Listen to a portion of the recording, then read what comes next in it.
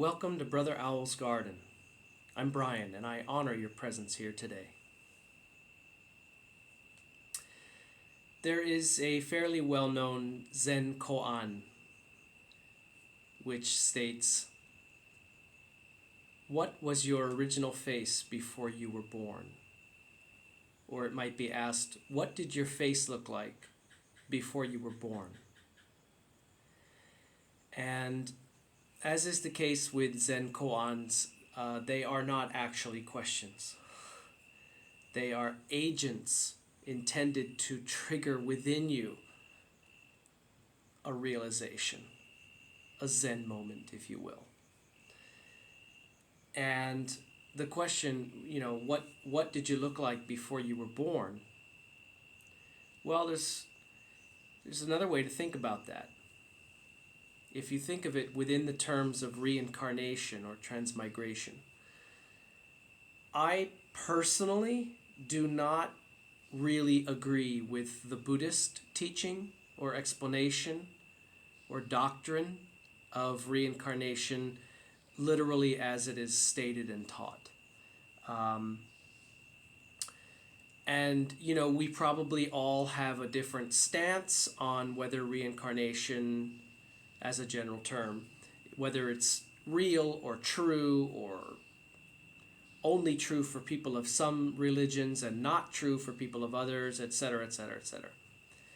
And then after that, we also have a different interpretation what reincarnation means to us personally.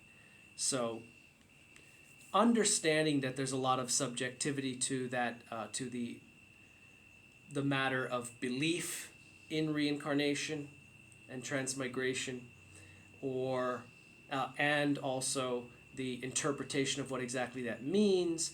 And then the next layer might be how it works. Is it subject to a consistent law, or does it depend on numerous circumstances? Okay, let's just agree now that we don't know, because we don't. So I don't care what any religion says about any of it. Christianity originally included reincarnation, and then a few hundred years later said, nope, throw it out. Hinduism includes the concept of reincarnation, and yet everybody seems to think it's a Buddhist doctrine. I don't think it matters what religion you follow, what faith you adhere to. I don't think it matters at all. I think that ultimate truth and ultimate reality are ultimately true and real, regardless. However, it is theorized that what we believe does shape what we experience. For example, after departing this physical body, which we call death on this side. Kind of a loaded term, because I definitely do not believe that we are dead, meaning ended and not existing anymore, once we depart this body after it's run its course. I definitely do not believe that, and I'm set on that. I'm absolutely, I don't want to sound bold, but I'm that far from saying I'm certain that is not true, that death is an ending. It's not true. Another thing that's always amused me is how many people, fear of death is, one of the top, if not the top fear amongst humans. And many who fear death talk about, well, what happens if that's it? They drop your body in the ground, or they incinerate your body, and then you're just left with oblivion. You don't exist anymore. What for eternity? Well, okay. If you cease to exist upon the death of your body, and you cease to exist, then you cannot experience non-existence. It is impossible to experience non-existence. So any of us that might be afraid of living non-existence after we leave our body, this is absurd. Drop that. It's not even possible. Now, being, banished, cast into nothingness and experiencing that, we can be afraid of that as much as we choose to. But the fear of not continuing on is absurd, because if you cease to exist, you do not experience non-existence. But what about reincarnation? Well, I don't know how it works. I personally do believe it. I assure you, there are Catholics and Muslims and Jews and Zoroastrians and Jains and possibly some Quakers who believe in reincarnation, and they believe it because they have experienced directly something that has triggered a memory that they identify as not only their own but themselves from some other past experiential bracket, which we'll call an incarnation. It's important to note that a lifetime actually is comprised of myriad incarnations. Even though we sometimes say a lifetime, we mean an incarnation. But if you believe, or at least you are speaking in terms of reincarnation, and you say a lifetime, you probably mean one single incarnation. Because a lifetime, embracing this belief, would include all of them. Now, how many are there? Who knows? Probably, I'll just say myriad. That word covers it. Lots. Now, we've heard people say, oh, you're an old soul. Or, oh, you're a very evolved soul. Well, technically the soul does not evolve as far as we can most and clearly understand. The soul itself does not seem to necessarily evolve. It is rather the other faculties that go along with the soul in the sense of awareness, understanding, awakening, remembering, returning. That can be an ongoing upward process, so we'll call that an evolution. But the soul itself seems to be already made and formed and complete upon its arising, creation, birth, manifestation, however all that works. I have no idea if all souls were created or arose somehow at the same moment and are therefore all the same at the same point in the concept of linear time. I have no idea. I don't know if new souls are being churned out. I don't know if old souls dissolve back in. I don't know about those things. I don't think anybody knows. I just think we have beliefs. I suspect that at the ultimate end of the penultimate end of ends, and I think it would be beautiful, but not necessarily the only beautiful outcome, I think it's possible that we may literally meld back into the Supreme Godhead. And there is no more sense of separate, autonomous self whatsoever. And that might be kind of Hindu. I'm not sure. And again, I'm not saying I know this, but I wonder if after how many myriad lifetimes of progression, growth, ascension, purification, awakening, remembering, what happens at the end of all of that when you reach a certain adequate level? Because I know it may never be done. It may be an eternal, never-ending thing or timeless thing. But if there is a point at which or beyond which you truly reach next level, I just wonder if next level is the absolute dissolution of any and all remnants and notions of a me. Because ultimately, maybe we never were. We were just sparks of the divine, sparks of the divine. We were waves on the ocean. We were never independent, separate, autonomous beings in the first place.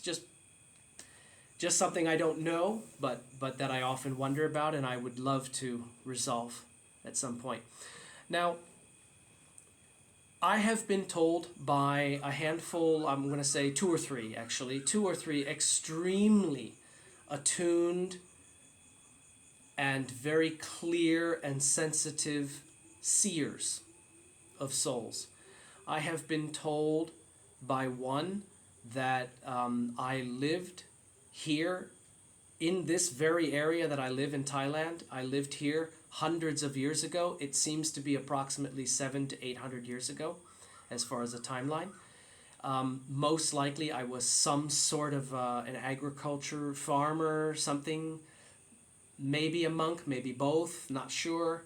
Something where I was directly involved with the land, it seems.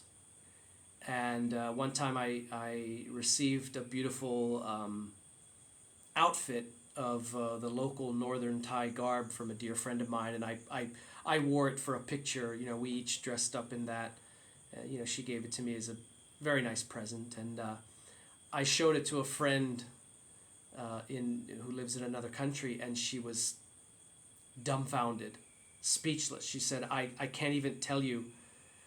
I totally see you. You are this. You were this. You have been this. I will tell you that I have not faint. What's the word I want to say?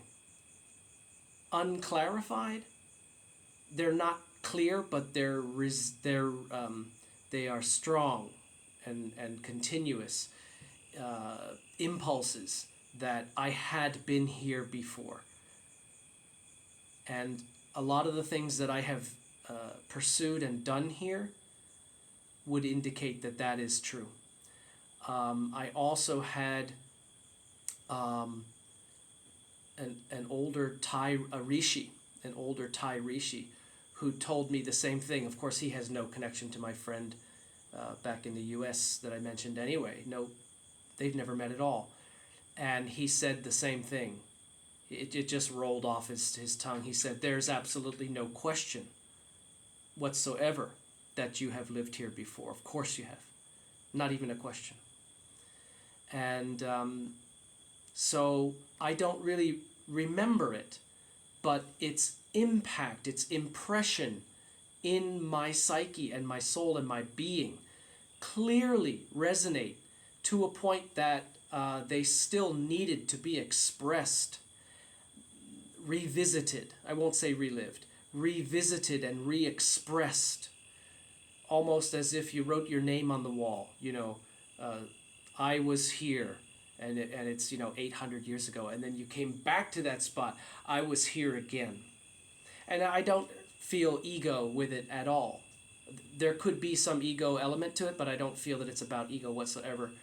It's just about something in me longed to return to this place where I live now in northern Thailand and revisit that resonance in this place and maybe try to feel some of the memories that I had still carried with me.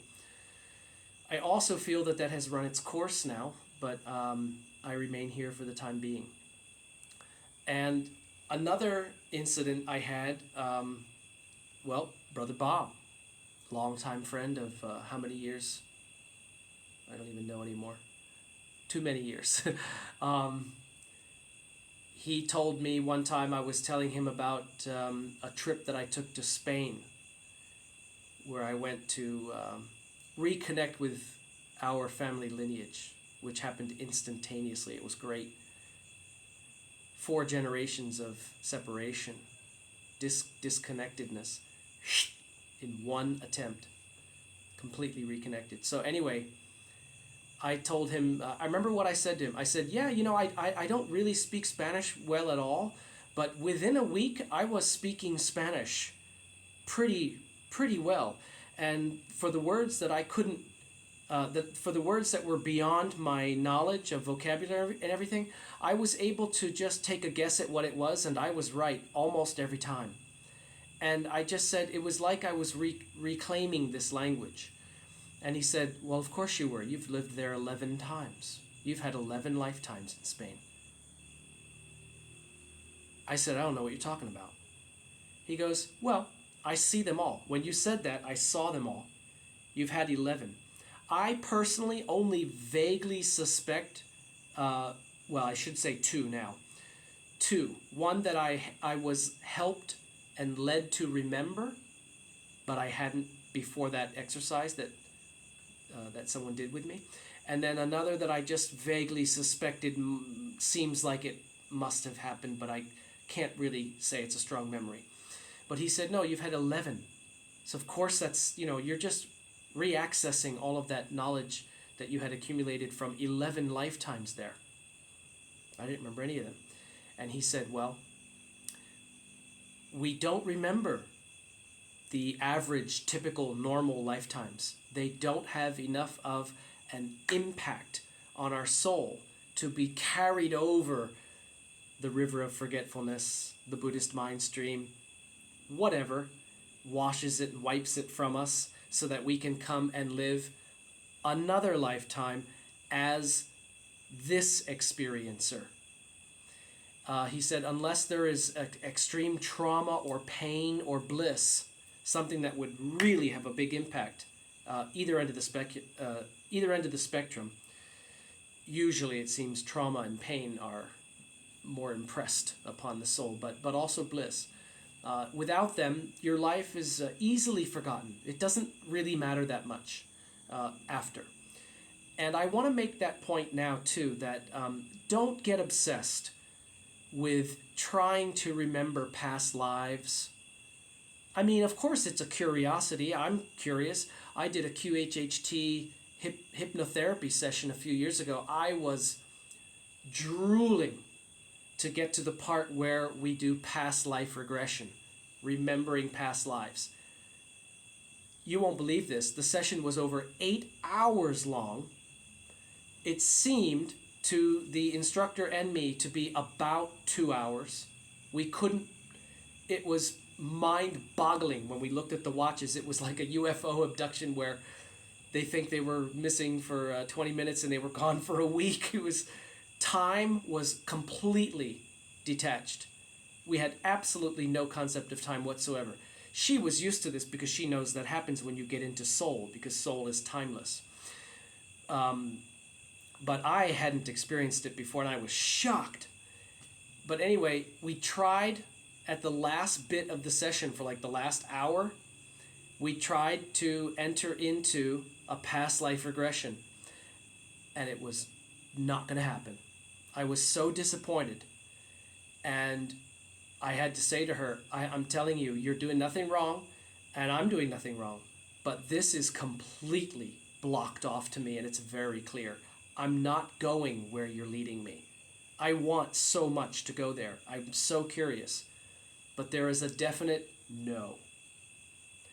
And I said to her, I can tell you that it's either my meddling intellect interfering with the process, or higher self, which I think is soul, higher self is saying, no, don't go there now. This will not serve you. This is not something you should do right now. No. And she said, you know what? You're exactly right. It's either of those two. Could even be both. But she said, that's very observant of you, because it's definitely either of those two. And I said, I'm so disappointed, but I have to say, if higher self advises, no, don't open this up, it's not going to serve you, it's not what you need, well, then I accept that. And if, the meddling intellect, like on Scooby-Doo, I would have gotten away with it too if it weren't for you meddling kids. If it was the meddling intellect, I couldn't have done anything about it, because I tried to just disconnect from mental chatter and intellectual things the best I could. I couldn't have done any better. So if I failed in that way and that's what stopped the session from progressing, then it was unavoidable.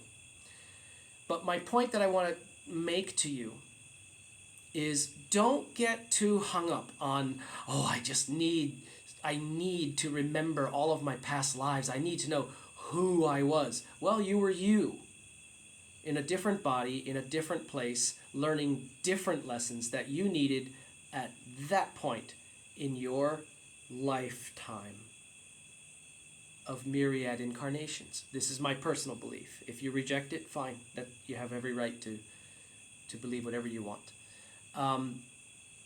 But now I will. And to finish that point, the reason why I suggest you don't get too hung up or too obsessed with finding all these past lives is because what matters most here and now is who you are being here and now. Not 13 or 74 lifetimes ago where you were this or that or the other. They definitely have had an impact in shaping who you have become in your own progression. But right now, you are here to have the direct personal experience of life and its lessons as the person you are being now. By design, I believe this. So don't try to be someone else. Don't try to remember being someone else too much. But sometimes soul may reveal it to you because it is pertinent and useful now. Not just because it's fun and cool and interesting. The soul doesn't really seem to be too concerned with remembering all those things because you're not that incarnation now. It's like saying, oh, I just have to go back to first grade when I had that experience of such and such, and I just need to remember exactly what was going on. No, that already had its impact and has processed through you, and here you are now, here today, you. Okay? So, having said that, I actually do very clearly remember a handful of previous incarnations, past lives. And unlike my dear friend Jill, who can literally remember being born, being delivered, literally remembers it, described it to her parents and everything, legitimate, unbelievable. She wins the prize for that. But I will tell you from the start that somewhere between the age of 1 and 2 years old, I was conscious and aware that I had returned to do this again. I can remember the moment lucidly. I can better than remember the moment. I can go back to that moment at will and be there again, lying in my crib at probably 1.5 or 2 years old. And remembering, oh, it was as if I remember that I had awoken from a nap. And it was in that space between asleep and awake, and I got it. I was able to retain it. And I said, oh, I'm back here again. Oh, well, okay, here we go, let's do it. And I was an infant, not newborn, but not more than 2 years old. I can also remember there was a toy train on the railing of my crib, and it had all kinds of buttons and wheels and knobs. You may have seen it before. And I don't remember if it was the same moment where I stood up and looked at that. It may have been the next thing I did, or it might have been a different occasion. I'm not sure about that. But I remember standing in my crib, looking at this train, instinctively starting to grab it and play, and then consciously realizing very lucidly, oh, I get it. This is one of those toys which is intended to develop my motor skills because I have to develop them again. I've got to train my brain again. I remember what these things are. And I was conscious completely as a 1.5 or 2 year old infant that train that rode on the railing of my crib was a tool for developing motor skills in my brain, which was disguised as a toy. How is that possible? Because the soul is all-knowing. The soul already knows all these things that we grapple with and are confused about here on the subjective, local, individuated level. So here are some lifetimes that I definitely recall as being incarnations that I lived. It is possible that I am wrong about everything I say. It is possible. I don't think it's likely. If these lifetimes that I claim to recall as my past incarnations are false or incorrect or misunderstood. It is completely unintentional and unconscious, and I've truly been duped. But I don't think so. The first one I'll start with, well, I'll start with one that's a little different. It's one that I had thought for years was a premonition of a future reality. And I had misfiled it in my mind as a future, a premonition about something that I am going to experience in the future, when in fact I was told by a very deeply seeing friend, Rick, that, oh, no,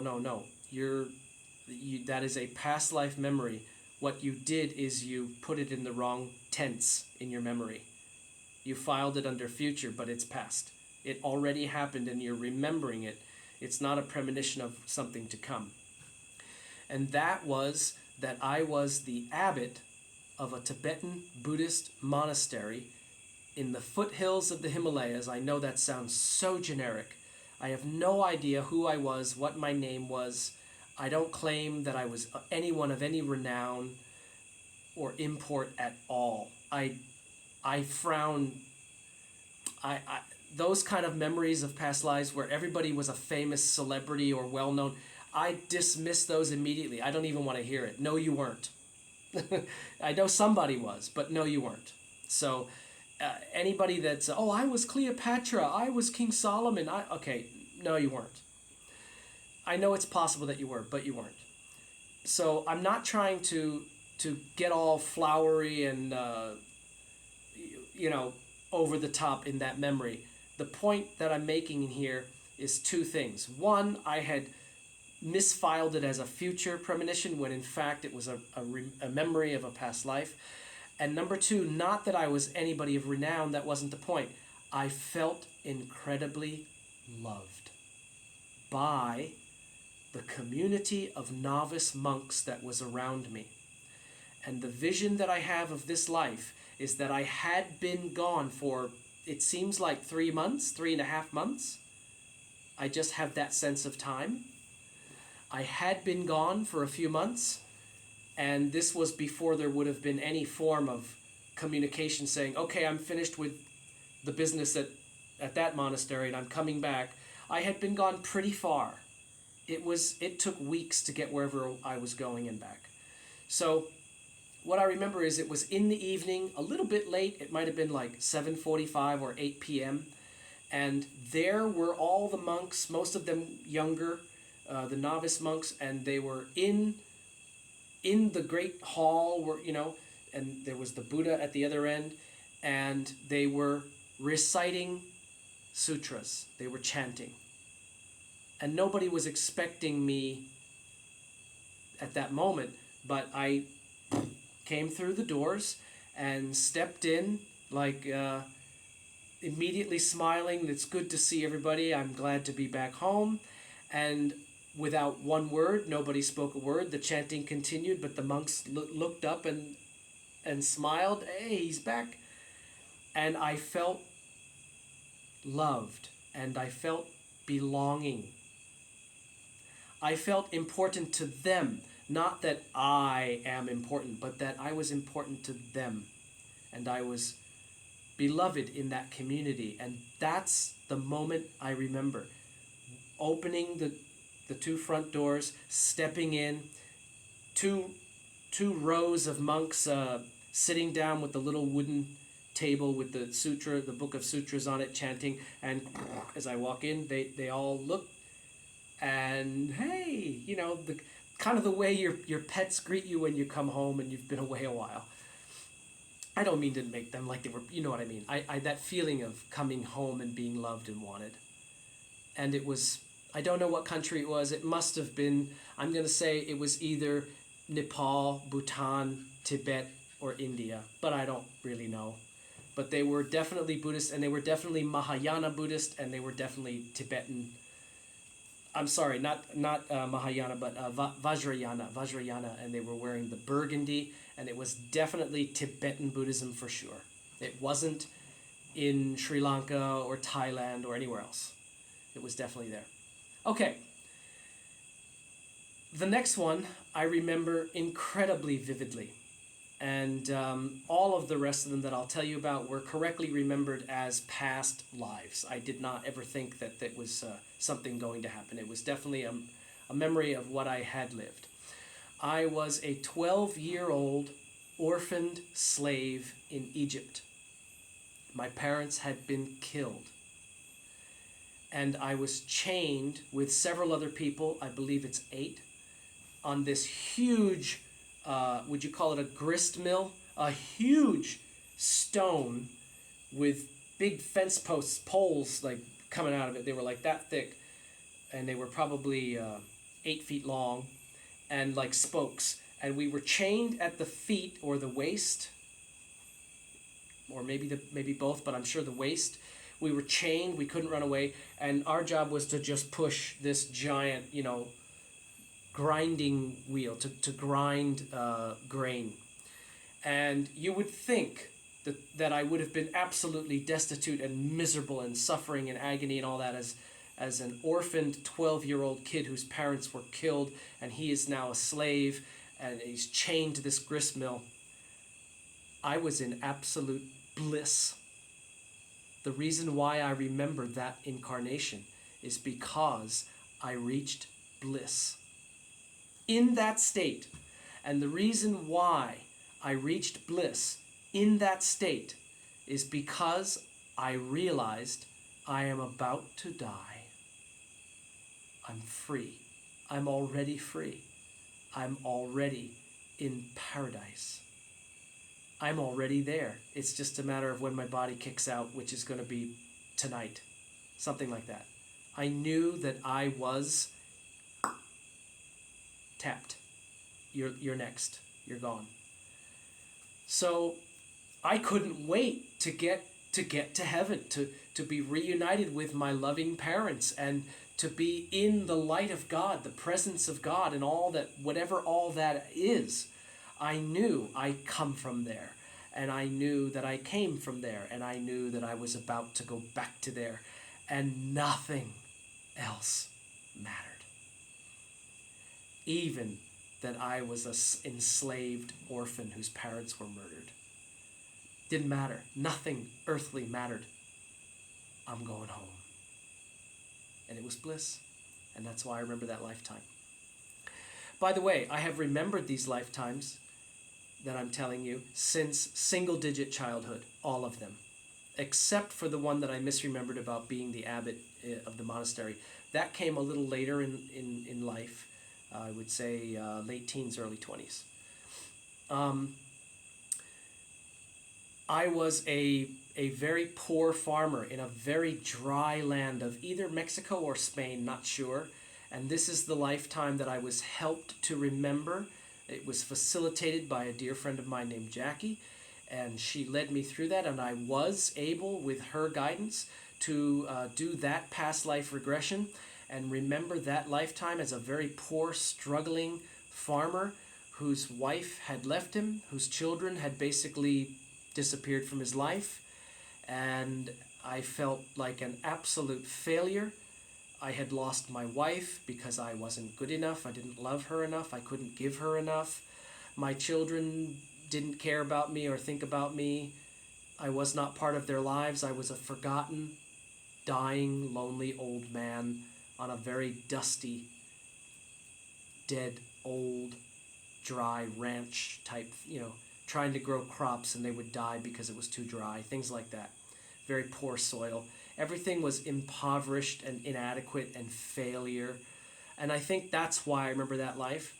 And the very last memory of that life is that I was dying in my bed, and all of my children, I think my wife must have been already dead or gone at that point because I don't remember her being part of the reunion, but all of my children, maybe there was 5 of them or something, they had all come back to see me again at my deathbed, and I was able to love them and know that they did love me anyway, even though in a worldly sense and in a very self-judgmental sense, I had failed as a husband and father.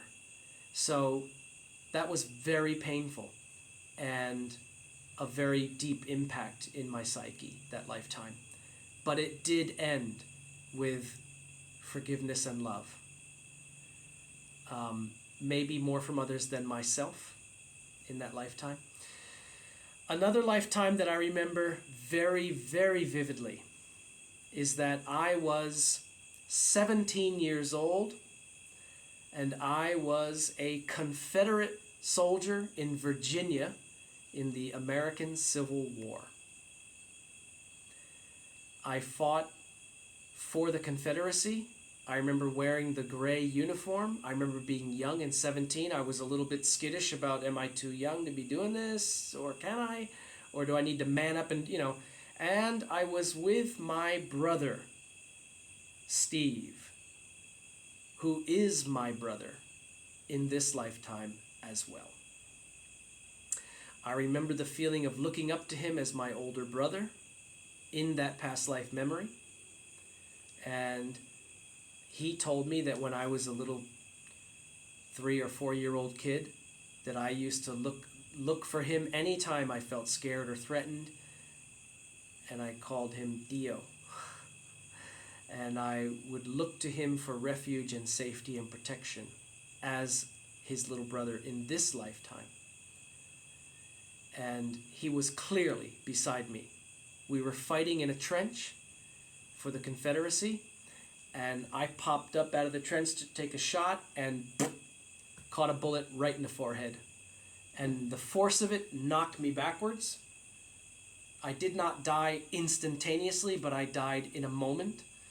And I can remember seeing him look over my face, and I don't remember if what my name was, but he was calling my name and shaking me like, don't go, and I was already totally at peace with being gone. And it was probably 3 seconds, 4 seconds, and I died. But I still have that memory, that impact. And it's so lucid, so vivid.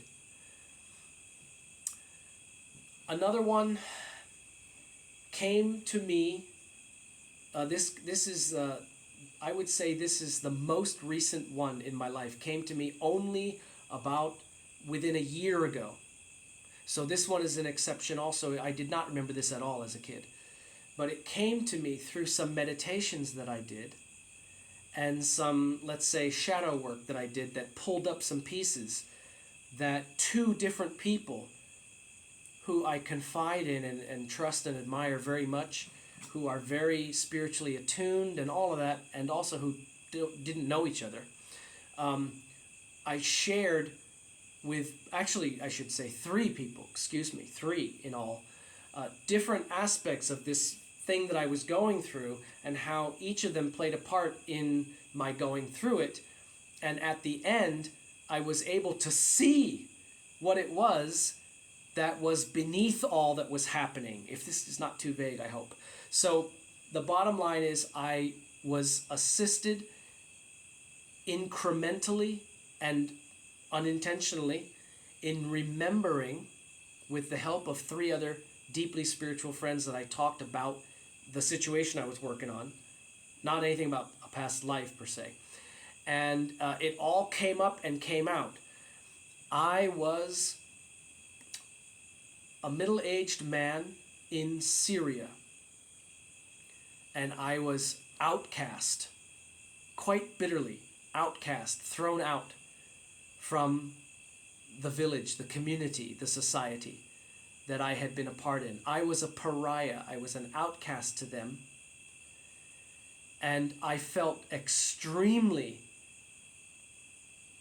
victimized and wronged. I felt that it was an extreme injustice what they had done to me, how they had responded to whatever mistake I had made or whatever thing I had done. And I remember I did do something wrong. I did mess up. I did do something wrong. And I think it was either they dramatically overreacted or maybe it was like, okay, that's the last straw with this guy. I don't remember. But I did do something wrong, but I couldn't believe that their response was to banish me from the community. And I remember that the era and the location and the culture that I lived in this past life, to be banished was a death sentence. You're dead. Go die. That's what it was. And I did. I died as a result of being banished.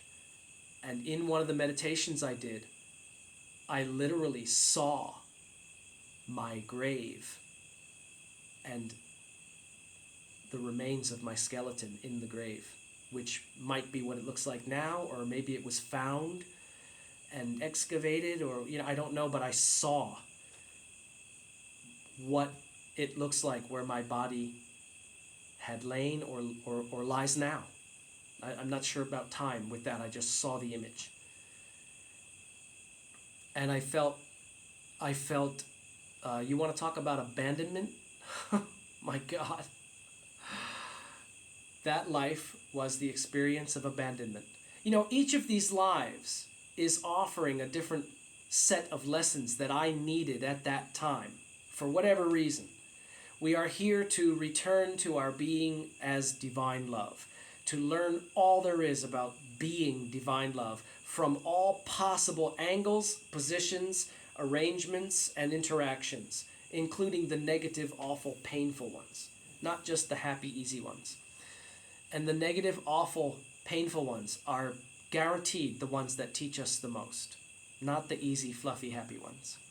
So, a lot of shadow work was done regarding that lifetime. And that's why that lifetime came up, because it was directly related to the shadow work that I was doing. Okay, another one that I remember, which was bliss. I remember being so satisfied. I was a mid-level government magistrate in southern China. I was responsible for approving and granting building permits. I know this. I saw the giant chop, they call it. Not just this, but the big one that you would have to roll like this with my name and characters and my title and everything else. That is me. That's my signature, my approval. And I wasn't a super high level, a government official of any sort, but I also was not some low level nobody in the government either. And it was sort of Goldilocks, just right. It's just where I liked it. I'll be honest with you. I felt respected, appreciated. It made me feel very satisfied. I liked it. It appealed to the dignity in me. And on the other hand, I didn't have so much responsibility that it was that I was a slave to it. It was just right, Goldilocks. And I remember wearing a bright blue silk outfit, which was my favorite color and pretty much is still my favorite color, blue.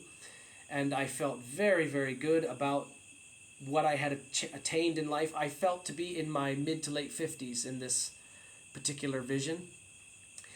I remember that I sat in a place where the two screens, they were the size of the wall, they would just open up in half, and I would look down this hillside into the valley and see the village. It wasn't a village, it was a small city, also just right. Not a podunk, nothing, but also not a big city that was going to overwhelm me either. It was just right. Everything was just right. And I was up on this hill, and I think I lived in this place and was able to work from there, or at least it felt like a home to me if it was my workplace. And like I said, the two screens opened. I was very happy with how I was able to dress the way I liked. I was very pleased with everything.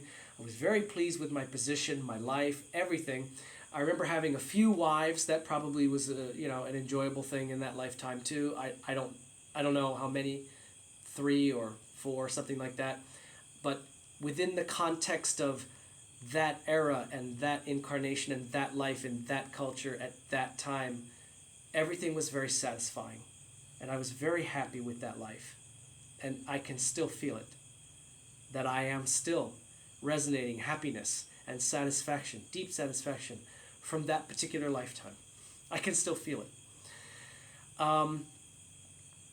I do have a vague recollection, I should have included this in the beginning, a vague recollection of being an elderly, widowed, Taoist alchemist. That's the best words I can use. I was in the end of my life. I was 80s, 90s. I had a long white beard, surprisingly. My wife had died, but it wasn't a tragedy, horrible thing because we were old. But she died before me, as we do when we get old. Again, it wasn't like she was taken from me in midlife and all this. It was, we're at the end of our lives, and I had lived maybe another, let's say 12 to 15 years more than her, something like that it feels like.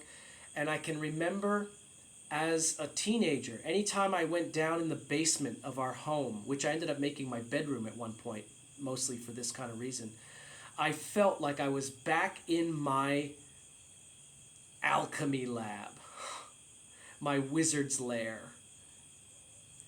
And I think it was probably China, not sure, probably it was China.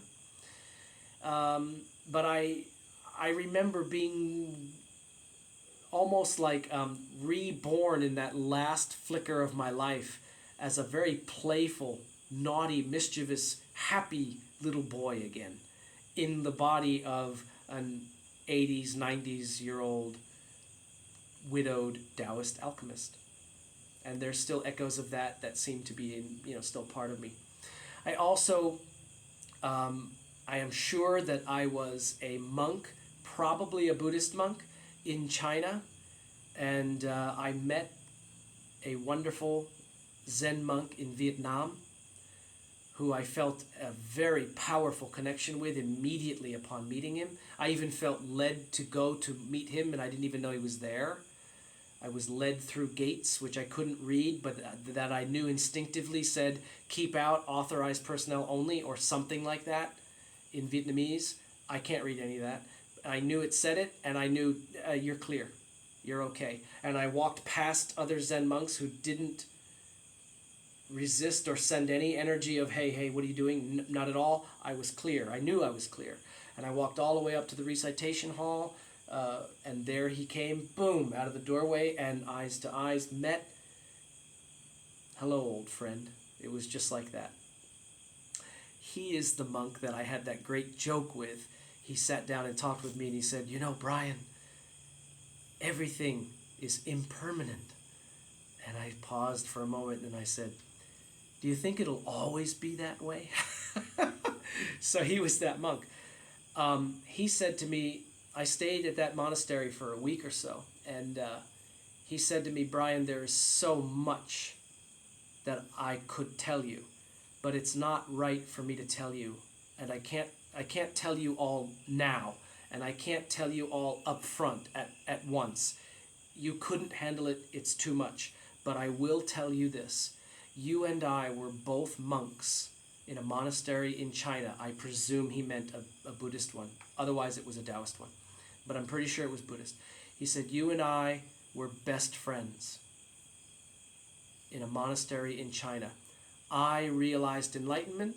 You didn't quite get there. And I promised you that I will come back and help you to make it in this lifetime. And that's why you're here. So you can imagine it was very hard for me to leave that monastery, but I did not feel enough of whatever it takes to say, okay, I'm never leaving here again. I'm here. I didn't feel it enough for whatever reasons. But I also have come to a greater understanding that I don't need to be a monk in a monastery to return and remember and realize the things that I am here to do anyway. That might be the best path for somebody, and it might not be the right path for me. And both are attainable. You don't need to be in a certain place or take a certain role. You just have to have that mindset and that goal. And all of life is a schoolroom. All people are teachers if you are the right kind of student. So go ahead and be a monk, but never believe that you must. Or don't be a monk, and don't believe that you missed out and you were supposed to and now it doesn't count. That's false. So I think that is the end of them. Okay, that is it. That's all the lifetimes that I can remember. All of them are very powerful. Most of them are memories that I have retained consciously since my childhood. A couple of them, such as the poor farmer in Spain or Mexico, I'm not sure which one it was, and the outcast in Syria, they were much later in life, very recently, within the past year or two, that I recalled them through meditative things and shadow work. And so there it is. That's everything I can remember. Now, is everything that I said true? From my soul, yes. Is everything that I said accurate? As far as my intuition and my understanding of these memories can attest to, yes. Is it possible that I'm wrong about everything I have shared with you today? Yes. Choose your beliefs. But don't make up any. But there is a knowing in the soul that is different than a wondering or a speculating or a hypothesizing. It's just different. When you know, you know. And when you don't know, you don't know. So, to the very best of my ability to know, everything I have shared today is true. This was a little bit longer than I thought it was going to be. Thanks for sticking around. And maybe you have some memories or illuminations or Zen moments that this video helped pull up within you that you'd like to share in the comments. And thank you also to everyone who shares this YouTube channel and all the subscribing and liking stuff. It all matters in how often the channel is presented to people who are searching for different topics. So in the sense that everything you do, that you interact with this channel, everything you do helps other people to find it, I thank you for that very much. Be blessed. And remember, this life matters now.